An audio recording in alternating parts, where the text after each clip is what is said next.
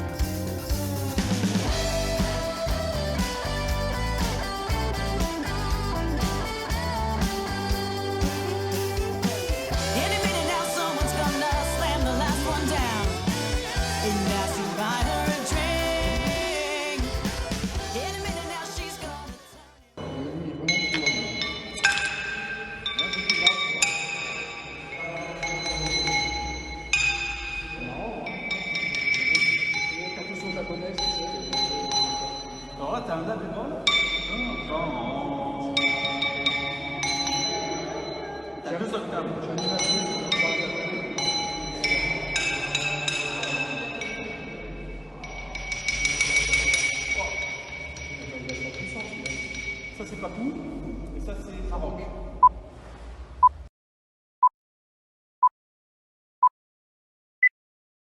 Que serait devenu Sapiens si l'arbre ne l'avait pas nourri, abrité, chauffé? Des films qui mêlent science et aventure humaine, c'est tout l'intérêt du travail des explorateurs mis en lumière à travers ce grand festival. Lumexplore est un festival de films d'exploration scientifique et environnementale. Il réunit des explorateurs français qui s'aventurent toute l'année aux quatre coins du monde, La Ciotat, dans ce lieu symbolique qu'est l'Eden Théâtre, le plus vieux cinéma du monde. Donc vous avez à la fois des films sur les arbres, vous avez des films sur tout ce qui touche à l'océan, à la faune ou à la flore océanographique. Vous avez des films sur l'espace. Donc on explore en fait le vivant dans toute sa dimension et dans toute sa dimension également historique. Une rencontre entre l'exploration et le cinéma à la portée de tous. Je trouve que c'est très bien fait et ça nous explique bien et surtout c'est fait de façon, je ne dis pas romancée mais presque, parce qu'on n'a pas l'impression d'être dans une explication scientifique qui pourrait être ennuyeuse pour des gens qui n'ont pas assez de connaissances, mais là vraiment on ne s'est pas ennuyé du tout. Une quinzaine de films est présenté, des découvertes mais aussi et surtout des échanges avec les explorateurs. Alain Tixier est réalisateur de films à l'origine du festival. Il fait partie de la Société des explorateurs français. Il y a un côté très chaleureux, un côté très humain.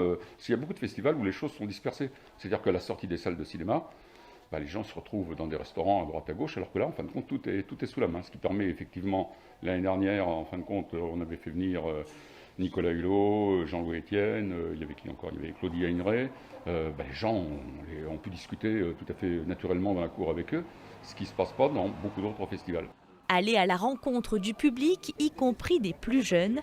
En parallèle des projections de films, de nombreuses animations gratuites sont proposées aux enfants. C'est eux notre avenir et c'est eux qu'il faut sensibiliser sur à la fois le monde de l'exploration pour que ça perdure et en même temps tout ce qui est les évolutions environnementales et climatiques. Il y a un stand de bioacoustique pour comprendre en fait à travers l'évolution des sons que l'on peut capter dans la nature, on va comprendre les évolutions climatiques et environnementales.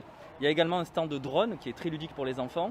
Il y a un stand d'astronomie vraiment orienté aussi pour les enfants, pour leur faire comprendre un petit peu les planètes. Il y a des petits ateliers pour qu'ils construisent des petits systèmes solaires.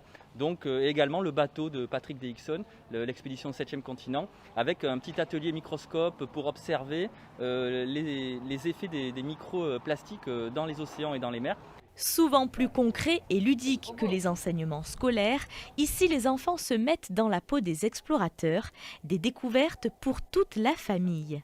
C'est vraiment très intéressant, on apprend plein de choses, on a sensibilisé les enfants. Là on est vraiment sur le terrain avec des gens qui sont dans le domaine, qui nous partagent leur passion et c'est ça qui est très intéressant. Le festival Lumexplore se poursuit à La Ciotat jusqu'à dimanche soir, l'une des rares occasions qui nous est permis, en ces temps difficiles, de voyager et s'évader.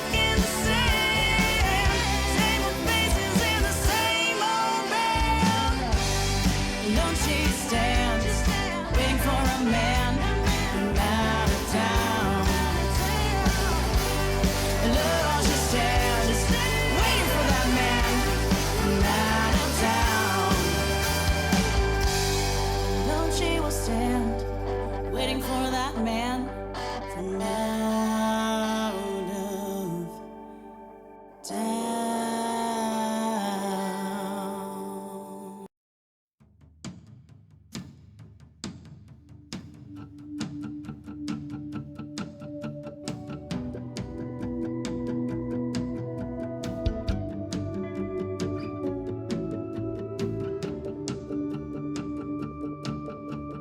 Man on the run,